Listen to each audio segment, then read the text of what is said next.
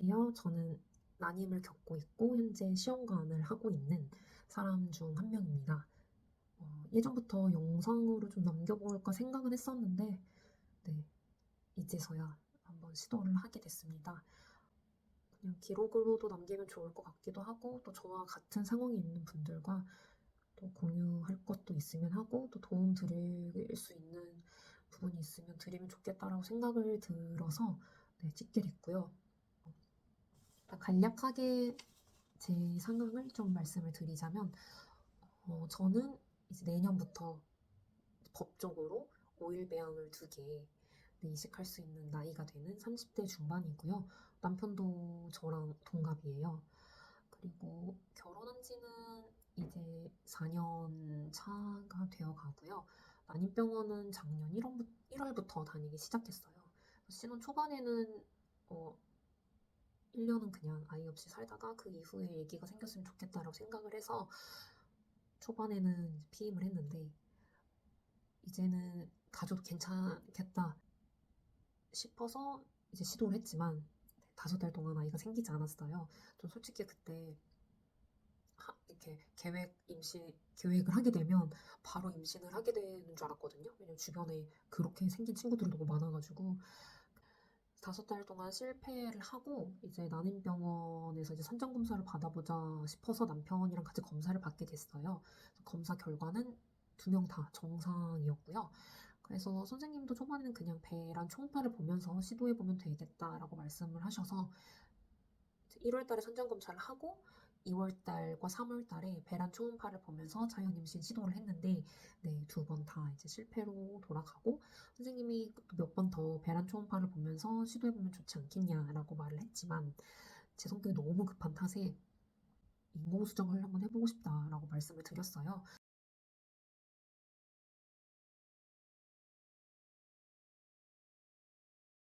선생님 배란 초음파를 보면서 하면 더 좋지 않을까라고 말씀해 주셨는데도 저는 좀 더 확률이 있는 인공수정을 해보고 싶다고 강하게 좀 말씀을 드렸고 그렇게 저의 시술이 시작이 된 것 같아요.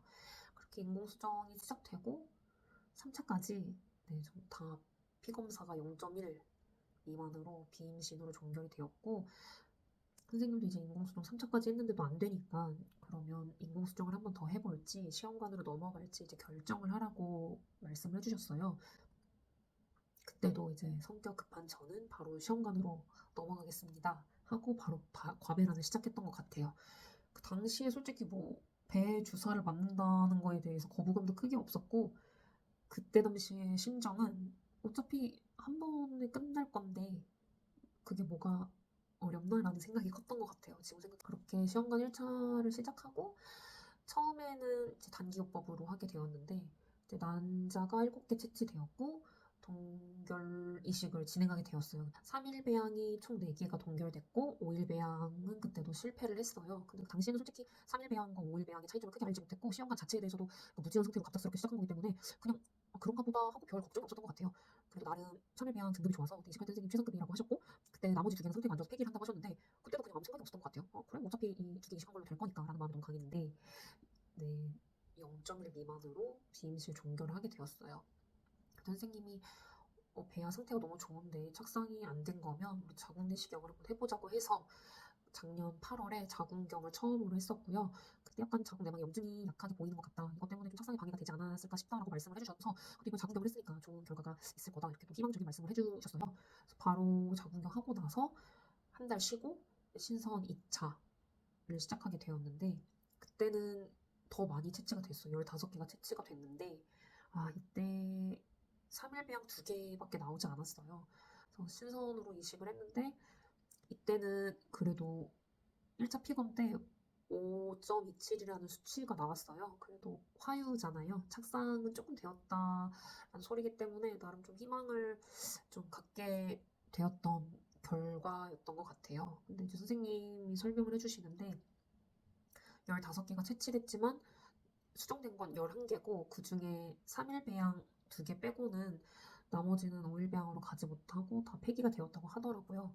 수정이 되는 건 정자의 역할이 크지만 그 이후에 배아가 발달하는 거에 있어서는 난자의 역할이 큰데 제 난자의 질이 좀 좋지 않은 것 같다고 설명을 하셨어요. 그래서 그때 처음으로 이제 제 난자 질에 대해서 좀 자각을 하게 됐던 계기였던 것 같아요.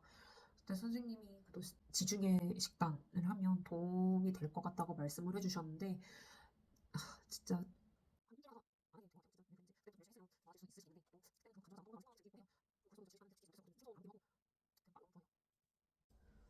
그렇게 병원에서 신선 2차를 종결하고 나서 이제 남편이랑 상의 후에 병원을 전원을 하게 됐어요.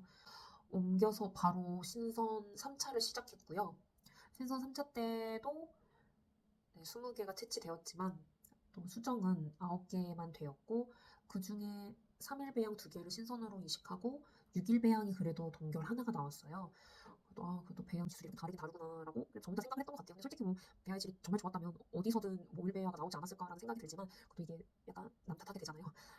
그래도 6일 배양이 나와서 정말 다행이라고 생각을 했고요. 신선 3차도 0.1 미만으로 비임시 종결이 됐어요. 근데 그때는 그래도 나 6일 배양 동결 배아가 하나 있으니까 믿을 구석이 있다고 생각이 드는 거예요. 올해 4월에 동결 2차 이식을 하게 됐어요. 그래서 그때는 처음으로 콩주사도 맞아보고 또 적극적으로 처방을 해주셨어요. 프롤루텍스도 계속 맞았고 그래서 이식 6일차 저녁 때 임태기에서 처음으로 연한빛을 봤던 것 같아요. 그 이후로 피검을 가기 전까지 그래도 조금씩 진해져서 제가 그때 1차 피검 때 62라는 수치를 받게 된 거예요. 저는 이 시술 과정을 하면서 그 정도의 수치를 처음 보는 거였기 때문에 너무 기쁘기도 하면서 더블링이 잘 돼야 될 텐데라는 마음이 더 컸던 것 같아요. 그래서 뭐 알리지 않고 그냥 확실해지면 말하자라고 생각을 했던 것 같고 근데 좀 아쉽게도 이식 11일 차까지는 임태기가 계속 진해지다가 그 이후로 임태기가 계속 진하기가 같더라고요. 2차 피검 때 59로 수치가 좀 떨어지면서 화유 판정을 받게 됐어요.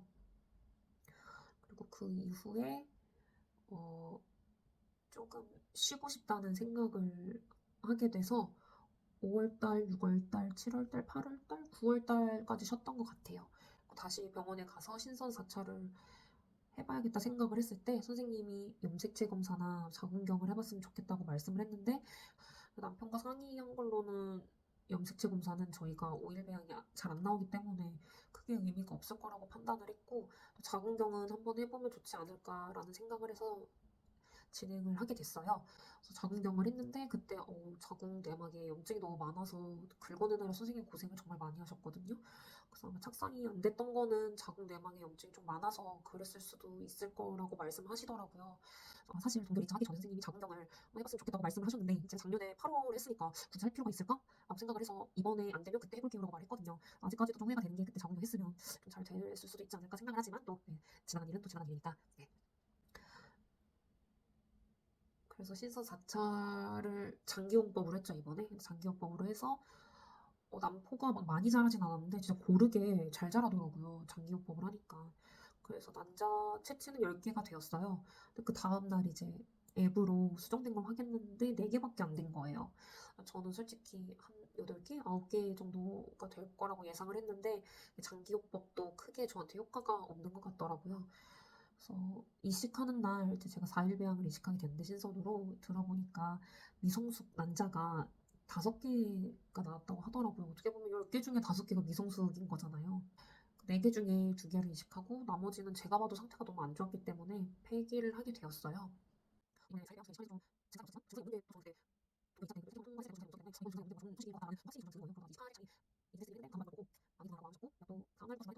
중단하고 나서 피검 날 바로 생리가 터지더라고요. 이번에 전원을 하기로 해가지고 픽업 날 전원 서류까지 뽑아서 그때 오게 되었어요. 그래서 전원한 서류를 떼서 그 다음날 바로 초진 상담을 가게 됐어요. 집에서는 거리가 있어요. 지하철도 2번 갈아타야 되고 많이 걸어야 되는데 지금 다니는 병원에서 계속 할까? 아니면 전원을 해볼까라고 생각을 했을 때 내가 거리 때문에 전원을 포기하는 건 이제는 너무 사치다라는 생각이 들었어요. 바로 된다고 하면 시작을 하려고 했는데 아직 난소 상태가 그렇게 좋지가 않아서 한 달을 쉬기로 했어요. 그래서 한 달 쉬는 김에 또 제가 반차 검사 중에서 몇몇 항목들은 피 검사를 했었는데 나머지 항목들 안 한 게 있어서 그거 검사하고 그 난소 나이 검사한 게 좀 오래돼서 그것도 다시 하게 됐어요. 그래서 이번에 아마 다음 주에 갈 것 같은데 이번에 시작을 할지 안 할지는 모르겠어요. 그래도 또 검사 결과도 듣고 또 할 수 있으면 또 시작을 하려고 합니다. 나름 초진 상담을 갔을 때 제가 남자의 질이 어떻게 하면 좋아질 수 있냐고 여쭤봤는데 아쉽게도 그렇게 드라마틱하게 좋아질 수 있는 방법은 아직 없다. 영양제 그리고 건강한 거 먹고 운동 꾸준히 하면 좋겠지만 그걸로 인해서 남자의 질이 확 좋아지거나 확 나빠지지는 않는다라고 말씀을 해주셨어요. 저는 어떻게 보면 그게 진짜 솔직하고 객관적인 답변이라고 생각이 들거든요. 선생님은 그냥 몸에 나쁜 것만 하지 말아라 라고 말씀을 해주셨어요. 그리고 포기하지 말고 계속 채취하다 보면 남자의 질은 이번 달은 안 좋다가도 갑자기 다음 달에 좋아질 수 있다. 그러니까 포기하지 말고 계속 해보면 된다라고 말씀을 해주시더라고요. 근데 그 말이 좀 저에게 와닿았던 것 같아요. 저도 하다 보면 될 것 같아요. 그래서 여러분들도 꼭 될 거니까 저랑 같이 힘내서 네, 계속 도전해봤으면 좋겠습니다. 말이 좀 길어졌지만 앞으로 좀 기록을 꾸준하게 남겨볼 생각이고요.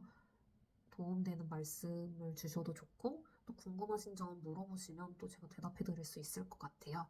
어쨌든 화이팅 하자는 말을 하고 싶습니다.